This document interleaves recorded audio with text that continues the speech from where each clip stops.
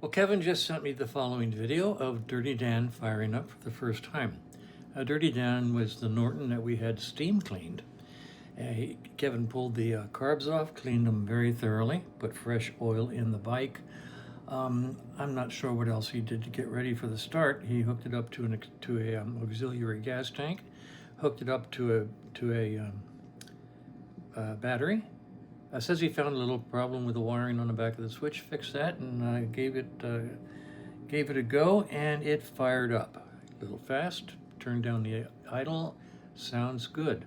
A lot of smoke, but that's probably from all of the dirt that's still clinging to the bottom of the engine, exhaust systems. The steam cleaning wasn't 100% effective, so we still got crud to scrape and wipe and clean. But the bike sounds good. That's amazingly good, actually. So anyway, here's the first start of Dirty Dan, the Norton that we had steam cleaned, and enjoy. All right, we have a runner. Got a lot of oil leaks. We got a runner. That smoke is just oil dripping out. Nothing to worry about. Need to adjust the idle.